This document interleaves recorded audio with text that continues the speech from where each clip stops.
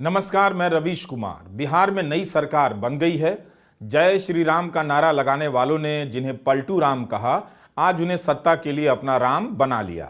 22 जनवरी तक हर तरफ गाने बज रहे थे, राम आए हैं। 23 जनवरी से दूसरा गाना बजने लगा, पलटू राम आए हैं। भारत की राजनीति में राम पहले भी आ चुके हैं, आया राम गया राम बनकर, मगर इन दिनों पलटू राम बनकर विचरण कर रहे हैं। लोग आहत हैं कि नीतीश कुमार पलट गए। गोदी मीडिया को भी स्वागत करना पड़ रहा है।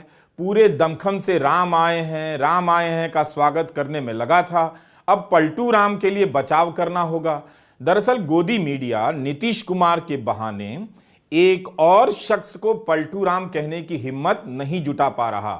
उनसे पूछ नहीं पा रहा कि आपकी क्या मजबूरी है कि आप पलट पलट कर नीतीश के पास चले जाते हैं।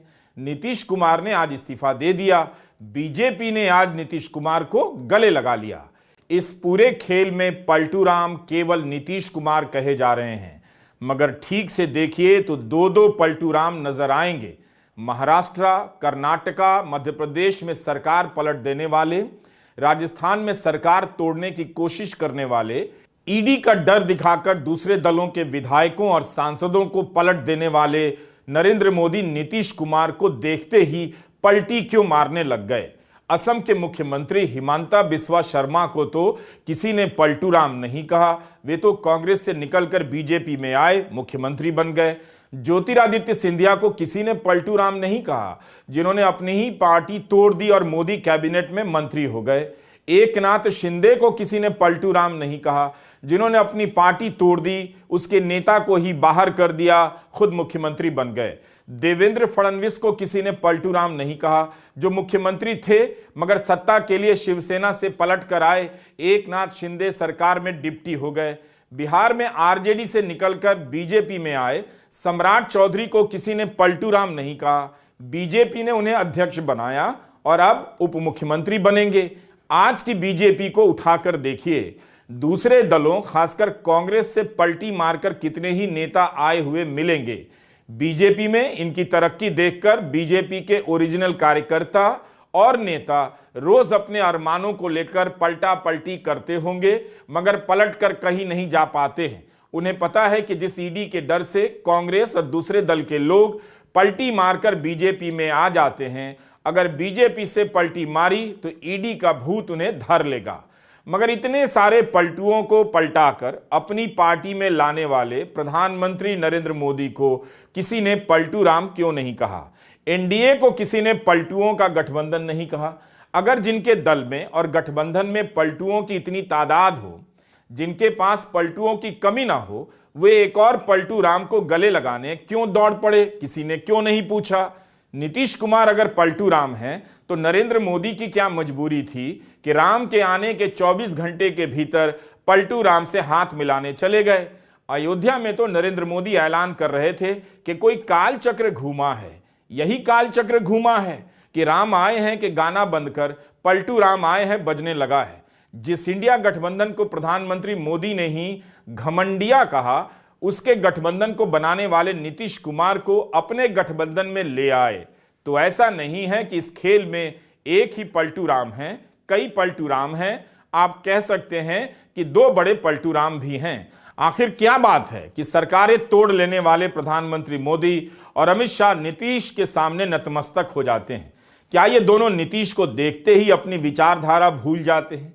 तेजस्वी से लड़ने के लिए ईडी और नीतीश से नहीं लड़ पाए तो उनके साथ गठबंधन। भारत की राजनीति में पलटू राम का मुहावरा नीतीश के लिए कुछ ज्यादा इस्तेमाल किया जा रहा है। दरअसल ठीक से देखिए तो नीतीश अपनी जगह पर स्थिर हैं, वे कहीं नहीं पलट रहे। उनकी कुर्सी फिक्स है, उस कुर्सी से इस्तीफा देते हैं, कुछ घंटे के भीतर शपथ लेकर फिर उसी कुर्सी पर बैठ जाते हैं।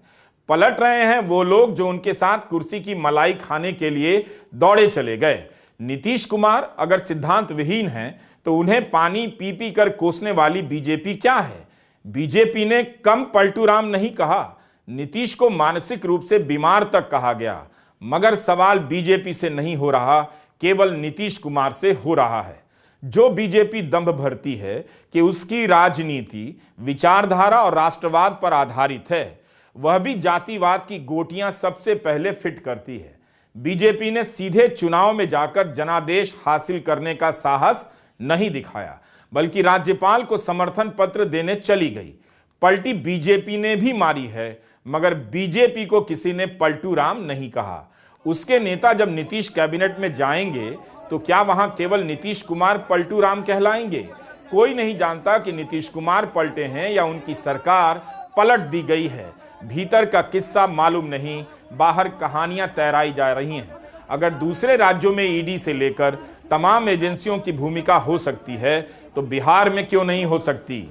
और सवाल है कि आज तक बिहार में ईडी से लेकर आईटी ने जनता दल यूनाइटेड के नेताओं और खासकर नीतीश कुमार के सचिवालय में छापे क्यों नहीं मारे? भ्रष्टाचार के खिलाफ जितनी कार्रवाई होती है वो लालू परिवार के ही खिलाफ क्यों होती है? नीतीश ने अपनी पार्टी की राय सुन ली, फैसला कर लिया, लेकिन बीजेपी ने क्या किया? नीतीश कहते थे कि मिट्टी में मिल जाएंगे, मर जाएंगे, मगर बीजेपी में नहीं जाएंगे। बीजेपी भी कहती थी एनडीए के दरवाजे उनके लिए हमेशा के लिए बंद हो चुके हैं। फिर दोनों का मिलन क्यों हुआ, कैसे हुआ? नीतीश ने मीडिया से बात की, मगर बीजेपी का नाम नहीं लिया। पुरानी पार्टियां कहा, नाम तो आरजेडी का भी नहीं लिया। इधर और उधर के सहारे अपनी बात बताते रहे। आप सब लोगों को हम बता देते हैं कि आज हमने इस्तीफा दे दिया। समझ गए ना? आज हमने मुख्यमंत्री से इस्तीफा दे दिया और जो सरकार थी उसको भी समाप्त करने का हमने आज गवर्नर साहब को दे दिया। ऐसी नौबत क्यों आई ऐसी? अरे इसलिए नौबत हुई है कि ठीक नहीं चल रहा था, तो इसीलिए थोड़ी परेशान। आप लोग तो हमसे बहुत पूछ रहे थे, हम बीच में बंद कर दिए थे कुछ बोलना, तो हम देख रहे थे। तो वही सब लोगों की राय, अपने पार्टी के लोगों की राय, चारों तरफ से राय आ रही थी, तो हमने सब लोगों की बात को सुन लिया। तो इसीलिए आज हमने इस्तीफा दे दिया। अब ये जो भी सरकार थी वो समाप्त कर दिया गया। बीजेपी साथ दे रही है, क्या नौबत आ गई थी? आप गठबंधन को आपको छोड़ना पड़ा?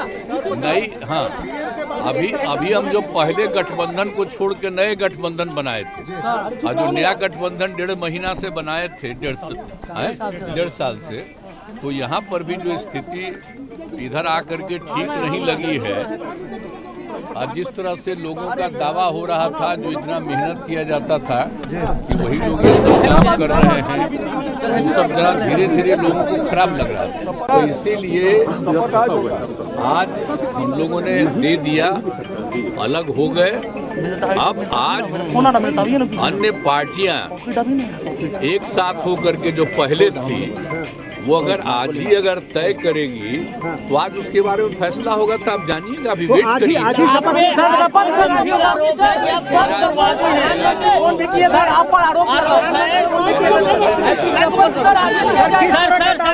आरोप है कि आप अवसरवादी हैं।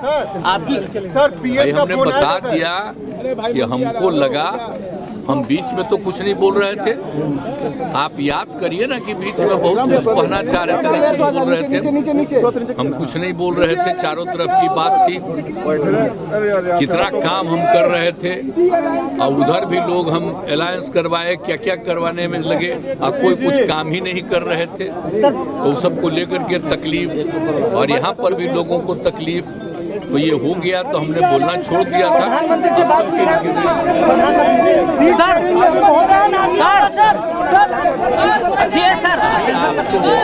सर, आज जो कुछ होगा तभी आप लोग रहिएगा, अभी रहिएगा, बाकी लोग आ जाएंगे और उसमें क्या लोग कहते हैं तो सबका बात सुन लीजिएगा, और फिर जो कुछ भी होगा तो भी जान लीजिएगा।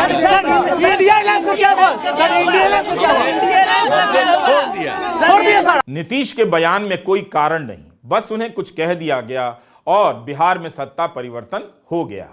ऐसा लगता है कि इसके पीछे किन्हीं अदृश्य ताकतवर शक्तियों का हाथ रहा होगा जो सत्ता छीनकर अपने पाले में ले आई हैं। दरअसल नीतीश ने 1.5 साल पहले भी इसी तरह की बात की थी कि पार्टी के लोग कह रहे थे, सबसे राय ले रहे थे, सब कोई कह रहा है कि बीजेपी के साथ गठबंधन ठीक नहीं है और राजद में चले आए। कम से कम उनकी ईमानदारी ही है कि वे गठबंधन तोड़ने के कारण नहीं बदलते हैं, केवल गठबंधन का दल बदल देते हैं। 8 अगस्त 2022 का यह वीडियो है। उस दिन इस्तीफा देने के बाद नीतीश कुमार सीधे राबड़ी देवी के घर गए। पीछे राजद का बैनर आप देख सकते हैं। वहां उन्होंने भाषण दिया, कहा कि 2017 में गठबंधन तोड़ने के लिए अफसोस हो रहा है। वहां से फिर सभी विधायकों को लेकर मुख्यमंत्री आवास गए।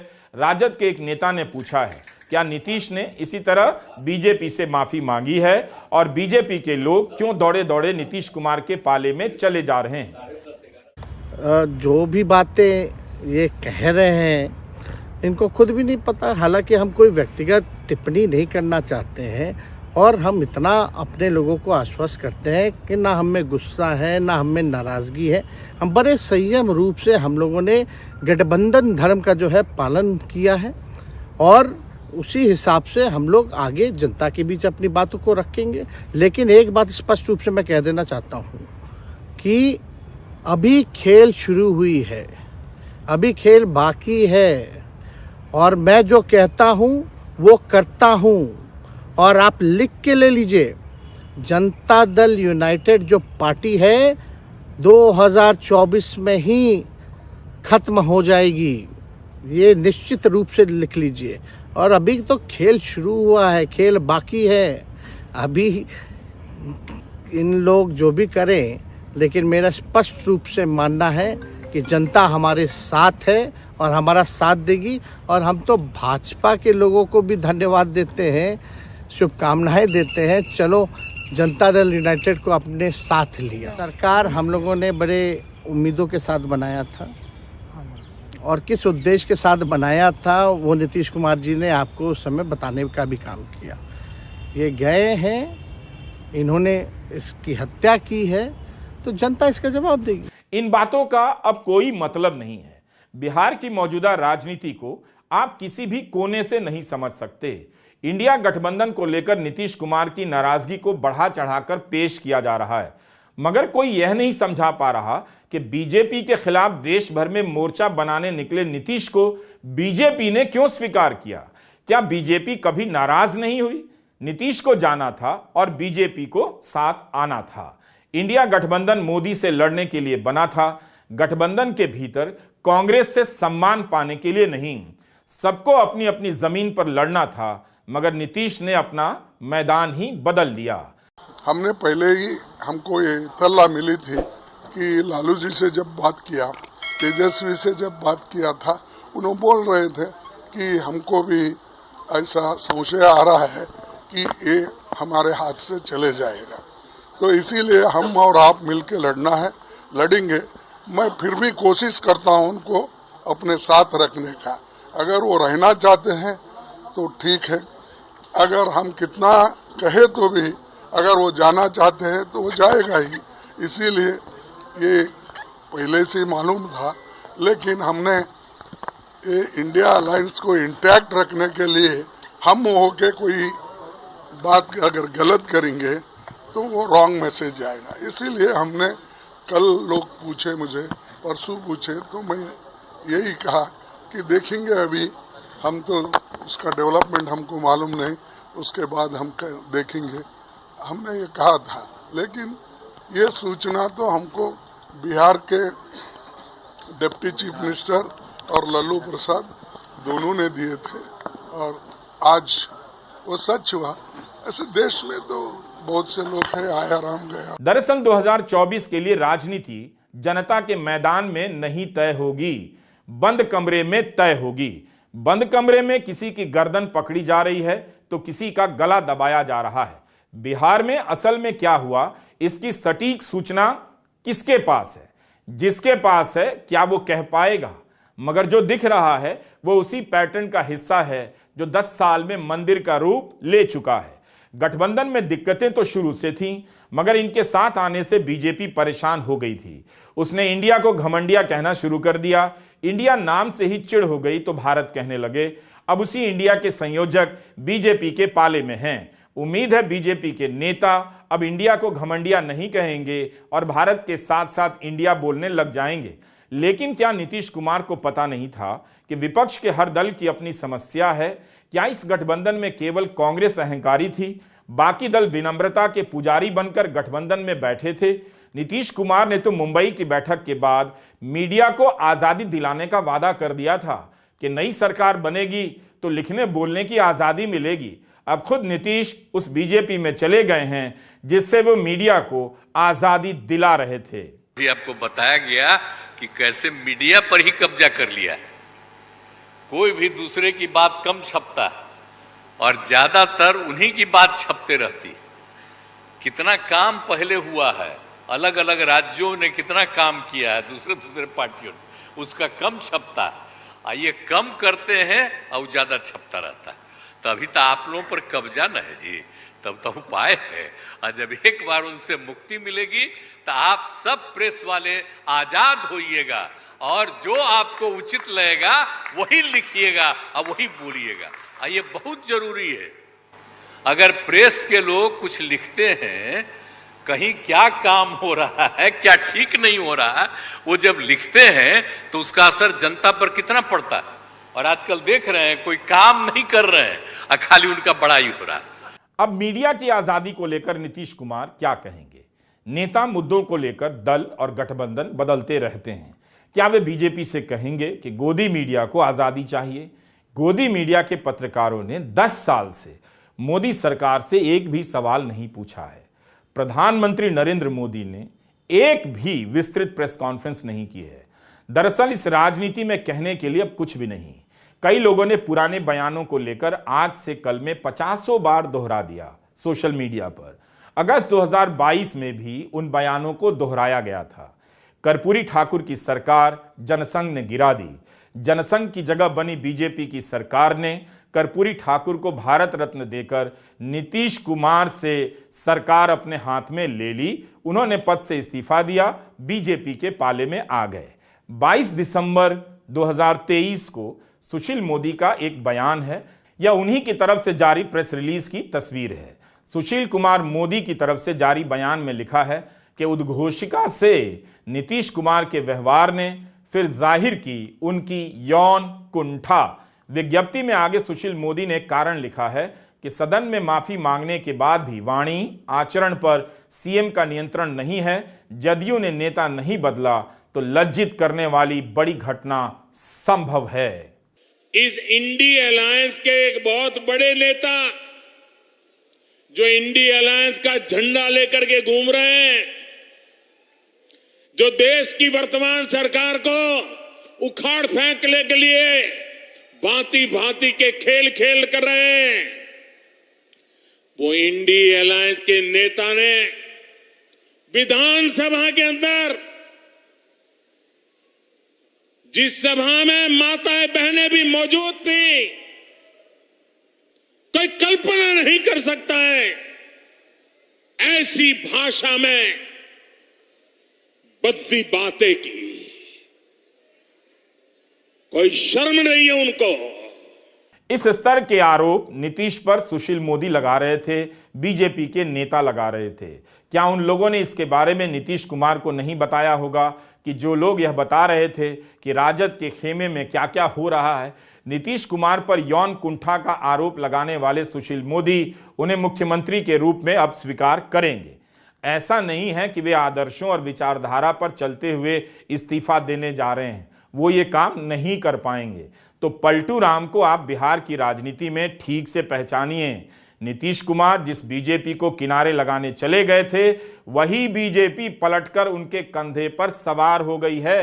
पुरुषार्थी होगा, बिहार के जन जन में प्रेम मोहब्बत होगी, सभी मिल्लत के साथ रहेंगे और जय श्री राम का नारा लगाइए। श्री सीताराम, श्री सीताराम। अभी तो हमारे अभी एनडीए की बैठक होने जा रहा है, एनडीए का बैठक होने जा रहा है, उसमें तय होंगे। पगड़ी खोलेंगे कि नहीं यार? राज आ गया आप लोग कह रहे हैं। हाँ, राम राज आ गया है। राम राज आ गया है क्या? एकदम रामलला विराजमान हुए, सबको सद्बुद्धि सदमति आई है। अब देखिए एक साथ हम लोग जो है नया अध्याय बिहार का विकास की अध्याय लिखने जा रहे हैं। हमारे राष्ट्रीय अध्यक्ष आदरणीय जेपी नड्डा जी और यहाँ पर हमारे 2 चुनाव प्रभारी के तौर पर मुख्य आदरणीय विनोद कांबले जी और दीपक प्रकाश जी के नेतृत्व में बिहार में भारतीय जनता पार्टी का अध्यक्ष भी भारतीय जनता पार्टी ने बनाया, विरोधी दल का नेता भी बनाया। ये मेरे लिए भावुक क्षण है कि आज सरकार में भी दायित्व, सरकार में काम करने के लिए भी विधानमंडल दल का नेता के तौर पर चयन किया। इन सब के बीच लल्लन सिंह का क्या होगा? जनता दल यूनाइटेड के अध्यक्ष के रूप में उन्होंने मोदी सरकार और बीजेपी पर कितना हमला बोला। लल्लन सिंह जरूर हंस रहे होंगे, क्योंकि राजनीति में जो लंबे समय तक सत्ता में रहते हैं वो रोना भूल जाते हैं, उनके भीतर की करुणा समाप्त हो जाती है। अब लल्लन सिंह की प्रेस कॉन्फ्रेंस का इंतजार कीजिए, देखिए वे किस तरह से पलटी मारते हैं और गठबंधन का स्वागत करते हैं। अब कैसे बीजेपी की तारीफ करते नजर आएंगे। लल्लन सिंह अपने पुराने वीडियो को डिलीट करने में लगे होंगे, मगर ये कोशिश बेकार होगी। मुझे लगता है कि वे भी मस्त होंगे। जब मोदी नीतीश को गले लगा सकते हैं तो लल्लन सिंह मोदी से गले क्यों नहीं मिल सकते। जिस जीतन राम मांझी का अपमान नीतीश कुमार ने विधानसभा में कर दिया अभद्र शब्दों से, उन्होंने झट से समर्थन दे दिया। विधानसभा में तब नीतीश कुमार ने अपना आपा खो दिया था। जीतन राम मांझी ने बाद में कहा कि वे नीतीश कुमार के खिलाफ शिकायत करेंगे और मांग करेंगे कि बिहार में राष्ट्रपति शासन लागू हो। अब उन्हें सरकार उनकी बनवा रहे हैं। आज वही मांझी नीतीश के साथी हो गए। इस मौके पर हम नवंबर 2023 की विधानसभा कार्रवाई का ये अंश दिखाना चाहते हैं। ये जो विभिन्न शैक्षणिक संस्थाओं में आरक्षण की बात की जाती है, आरक्षण अब बढ़ा दीजिए सैद्धांतिक रूप में। हाँ, कौन नहीं चाहेगा कि बढ़े, लेकिन धरातल पर क्या है इसके बारे में भी कोई मैकेनिज्म डेवलप करना चाहिए, जो सरकार आज तक मैकेनिज्म डेवलप नहीं किया है। तो इससे कोई फायदा नहीं होने वाला है। इसलिए महोदय मैं कहना चाहता हूं कि दे रहे हैं, हमको बात नहीं समझ में आ रहा है। इनको कुछ आइडिया है?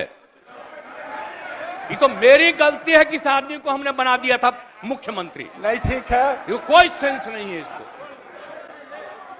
ऐसे ही बोलते रहता है, कोई मतलब नहीं है। बैठ जाएगा। अरे क्या मुख्यमंत्री था, ये तो मेरी मूर्खता से मुख्यमंत्री बना। 2014 से 24 के बीच नरेंद्र मोदी की पकड़ हर तरफ बढ़ी है, उनका प्रभाव भी बढ़ा है, मगर बिहार में वे यूपी नहीं बना सके, उन्हें कोई सफलता नहीं मिली। बिहार में अपने दम पर राजनीति करने और अपनी लकीर खींचने का अभी तक बीजेपी साहस नहीं दिखा सकी है। केरल और बंगाल के साथ साथ उन्हें बिहार की असफलता चुभती होगी। नीतीश कुमार ने नरेंद्र मोदी का मिथक तोड़ दिया है। यह साबित कर दिया है कि प्रधानमंत्री बिहार को लेकर घबराए रहते हैं। 400 सीटें जीत लेने का दंभ गोदी मीडिया के जरिए जाहिर किया जा रहा है। अब वही गोदी मीडिया लिख रहा है एक एक सीट जीतनी है, इसलिए नीतीश कुमार जरूरी है। जो दिख रहा है वो यह कि बिहार की राजनीति में तेजस्वी यादव तेजी से प्रासंगिक होते जा रहे हैं। वे खटक रहे हैं। जैसे उनके पिता को केस मुकदमों से घेर लिया गया, उसी तरह तेजस्वी को भी घेर लिया जाएगा। 2020 के चुनाव में तेजस्वी ने 10 लाख नौकरियां देने के वादे पर चुनाव लड़ा। यह इतना बड़ा मुद्दा बन गया कि नीतीश कुमार सवाल करने लगे, पैसा क्या जेल से आएगा, रिसोर्स कहां से आएगा। मगर जब जनता के बीच यह मुद्दा लोकप्रिय हुआ, तब नीतीश से लेकर बीजेपी सभी नौकरियां देने का वादा करने लग गई। गोदी मीडिया नौकरियों के वादे से बौखला गया। तेजस्वी आक्रामक होते जा रहे थे। नतीजा यह हुआ कि बीजेपी भी दबाव में आई और 19 लाख नौकरियां देने का वादा करने लगी। पहली बार बिहार की राजनीति में सरकारी भर्ती की परीक्षा चुनावी मुद्दे के रूप में हावी हो गई। तेजस्वी की पार्टी भले बहुमत नहीं पा सकी, मगर उस चुनाव में सबसे बड़े दल के रूप में उभर गई। राजद को 79 सीटें, बीजेपी को 78 और जदयू को केवल 45 सीटें आईं। नीतीश के साथ गठबंधन बनते ही 2 लाख से अधिक नौजवानों को नियुक्ति पत्र बांटने का काम महागठबंधन की सरकार ने कर दिखाया। इसका श्रेय नीतीश कुमार को भी जाएगा, मगर तेजस्वी का दबाव नहीं होता तो क्या इतनी भर्तियां होती। बिहार में जिस तरह से भर्तियां हो रही थीं, वो अगर जारी रहती तो दूसरे प्रदेशों के मुद्दे भी बदल जाते, नौजवानों को नौकरियां मिलती। जब गांधी मैदान की खुली सभा में नौजवानों को बुलाकर नियुक्ति पत्र बांटे जा रहे थे, तब गोदी मीडिया ने इस खबर को अनदेखा किया था, इसलिए कि श्रेय नीतीश कुमार को न मिल जाए, तेजस्वी यादव को न मिल जाए। दोनों के साथ आने से भले 100 दिक्कतें हों, मगर साथ आने से बिहार के 2 लाख से अधिक नौजवानों को नौकरियां मिली हैं। इससे किसी को दिक्कत तो हो रही थी, आप समझ सकते हैं। सरकार बनाने के बाद तेजस्वी 10 लाख नौकरियां देने का वादा करने लगे, नीतीश कुमार 20 लाख नौकरियों की बात करने लगे। तेजस्वी के राजनीतिक जीवन की यह मामूली सफलता नहीं है। और यही मुख्यमंत्री जी जो 2020 के चुनाव में कहते थे कहाँ से पैसा लाएगा, कहाँ से नौकरी देगा, तो हमने, आपको पता होगा कि हमारी जो सरकार बनी थी इनके नेतृत्व में, वो 9 अगस्त 2022 में बनी थी और 15 अगस्त को मुख्यमंत्री जी ने ऐलान किया था। ये किसका विजन था, ये किसकी सोच थी? तो जो मुख्यमंत्री कहता था कि यह असंभव है नौकरी देना, उसको हमने 1 हफ्ते के अंदर जो है उनसे बुलवाने का काम किया। जो कहता था असंभव है। शिक्षा विभाग किसका था? राष्ट्रीय जनता दल के पास था। हमारे मंत्रियों ने लगातार जो है नौकरियां देने का काम किया और ये 17 महीने में जो काम हुआ है, ऐतिहासिक काम हुआ है, जो आज तक पूरे देश में नहीं हुआ है। और ये भाजपा और नीतीश जी की तो सरकार 17 साल भी रहे, तो 17 साल बनाम 17 महीने जो काम हुआ, एक विभाग ने वर्ल्ड रिकॉर्ड बनाने का काम किया। एक विभाग ने एक दिन जो है 70 दिनों के अंदर जो है 2 लाख से भी ऊपर जो है हम लोगों ने नियुक्तियां पत्र वितरण करने का काम किया। ये ऐतिहासिक काम है, किसी भी राज्य में नहीं हुआ। और अब तक हम लोगों की सरकार ने लगभग जो है, जो गवर्नर ने भी जो स्पीच दिया अभी 26 जनवरी को, तो 3.5 लाख से ऊपर की बात कही उन्होंने, नौकरियां दिया। तो किसके राज्य में हुआ, किसका विजन था? तो कहीं ना कहीं से जो लोग कहते थे कि इनके लोग काम नहीं करते थे, हम लोगों ने तो इतना इनसे करवाया जिनका कोई विजन नहीं था, जो थक गए थे, थके हुए मुख्यमंत्री थे, उनको हम लोगों ने इतना काम करवाया। तो इतना काम तो हुआ ही है सारा। जब नीतीश कुमार जी हमारे साथ होते थे, मंच से हम लोग बातें करते थे, तो क्या क्या नहीं बोलते थे, कितना काम कर रहे हैं, ये काम हुआ। आज तक कभी नियुक्ति पत्र किसी सरकार और बिहार सरकार नीतीश कुमार जी को बांटते हुए देखे थे क्या? हम आए तब ना बंटवाना शुरू किए, उसके बाद ना भारत सरकार बांटना शुरू किया। कोई ये सब भूलता है कोई? 70 दिनों में 2 लाख नौकरियां देना एक रिकॉर्ड तो है। तेजस्वी जाति की गणना को लेकर आक्रामक थे, आरक्षण की सीमा भी बढ़ाई गई। यह तेजस्वी की मौजूदगी ही थी कि बिहार सरकार ने जाति की गणना का काम पूरा किया, आरक्षण की सीमा बढ़ा दी। यही काम मोदी सरकार ने किया होता तो गोदी मीडिया गांव-गांव में पहुंचा देता। हो सकता है कि मैं गलत हूं, लेकिन मेरा अपना अनुभव यही कहता है कि जिन 2 लाख लोगों को, नौजवानों को तेजस्वी यादव के गठबंधन में आने के बाद नौकरियां मिली हैं, उनमें से ज्यादातर कभी तेजस्वी का नाम नहीं लेंगे। अगर इनके ही बीच तेजस्वी यादव मतदान करा लें तो उन्हें असलियत दिख जाएगी। यही बिहार की राजनीति की सच्चाई है। इसके बाद भी तेजस्वी नौकरी देने के मुद्दे पर अड़े रहे, तब भी जब जान रहे थे कि नौकरी लेने के बाद युवाओं का वोट नहीं मिलेगा, ऐसा मेरा मानना है। मगर तब भी सरकारी भर्तियों के दरवाजे खोलने में तेजस्वी यादव की भी भूमिका रही है, इसका उन्हें अफसोस नहीं होना चाहिए। सवाल है कि 2020 के बिहार विधानसभा चुनाव में बीजेपी ने 19 लाख नौकरियां देने का वादा किया है। उन वादों पर सरकार बनने के 2 साल के भीतर कितना काम हुआ, अब कितना काम होगा? क्या धर्म के मुद्दे से नौकरियों के मुद्दे को खत्म कर दिया जाएगा? हमने अपने एक पुराने वीडियो में बिहार की हालत के बारे में बताया था, जाति की गणना के साथ साथ अन्य रिजल्ट के बारे में बताया था। ये हम पुराना अंश सुना रहे हैं। यहाँ की आबादी का 34.13% हिस्सा महीने में 6,000 रुपए से भी कम कमाता है। लेकिन जब आप इस आंकड़े में 20,000 तक कमाने वालों को जोड़ देंगे तो 47.67% आबादी बहुत मामूली कमाई पर जी रही है। हाड़ तोड़ मेहनत करने वाला बिहार कितना कम कमाता है, उसकी सच्चाई बस अभी जाकर आधिकारिक हुई है।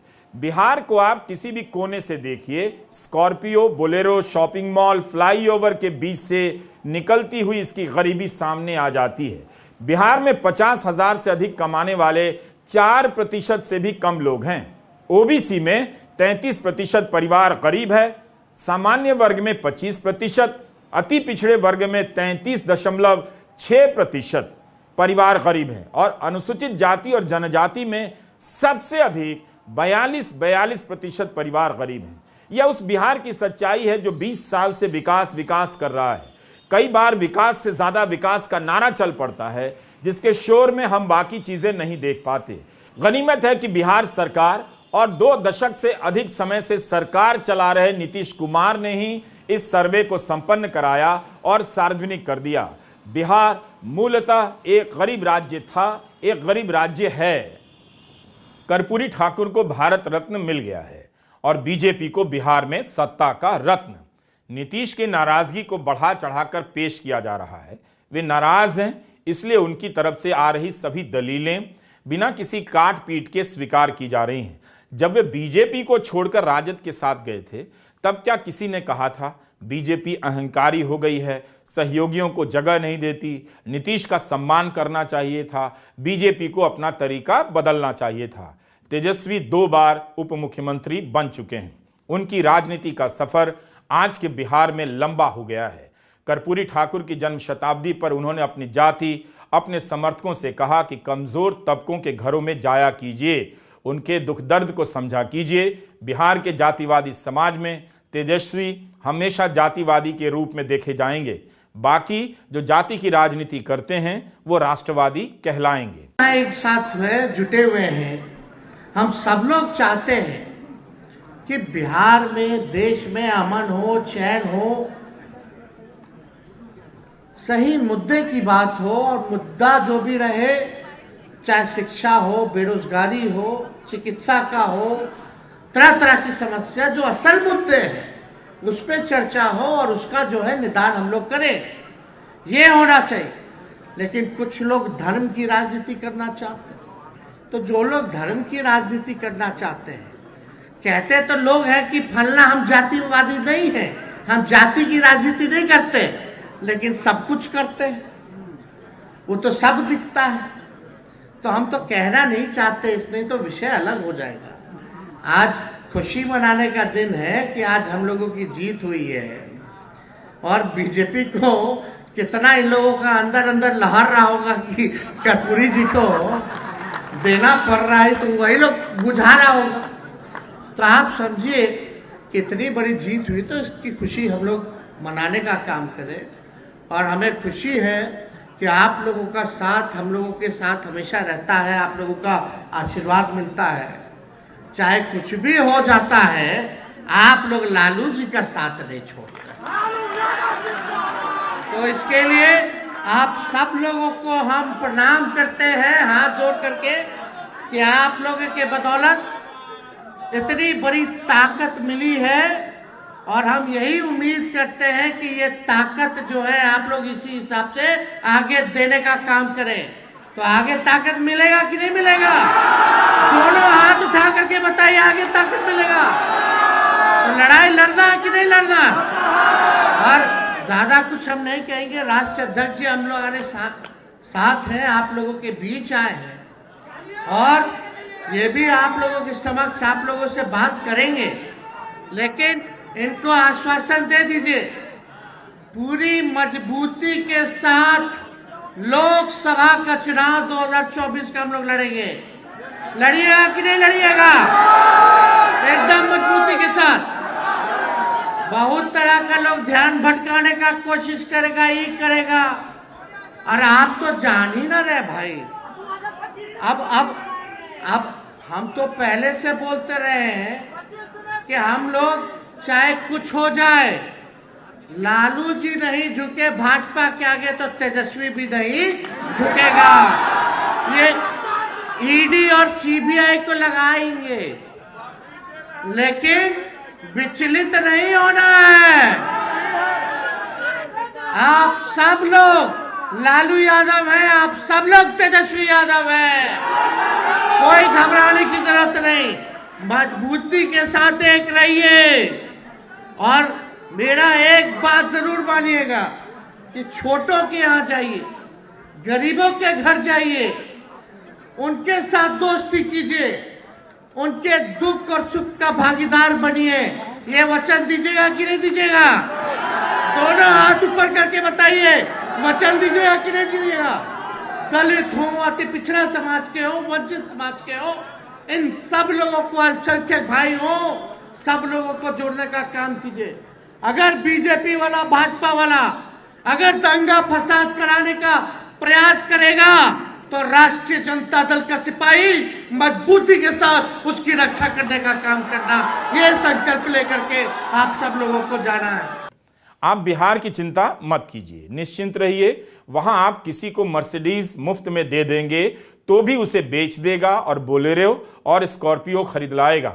बिहार की राजनीति में सिद्धांत बदल सकते हैं मगर स्कॉर्पियो और बोलेरो की चाह नहीं बदल सकते। नीतीश जानते हैं राजनीति का यह स्वाद। जहां आकांक्षाएं स्कॉर्पियो पर चलने के लिए बेताब हैं, वहां सिद्धांत और विचारधारा की बात बेमानी है। बिहार में जय श्री राम का नारा लगाने वाले पलटू राम के साथ जा चुके हैं। नीतीश कुमार को आप कुछ भी कहें, कोई फर्क नहीं पड़ता। उसी तरह से नरेंद्र मोदी को कुछ भी कहें, उन्हें कोई फर्क नहीं पड़ता। और इन दोनों को वोट देने वाले समाज को कोई फर्क नहीं पड़ता। इसका मतलब है भारत में कोई काल चक्र नहीं घूमा है, बल्कि काल का चक्र उसी कीचड़ में अभी तक धंसा हुआ है। क्या कमाल है, राम भी आए हैं, पलटू राम भी आए हैं। स्वागत कीजिए। नमस्कार, मैं रवीश कुमार।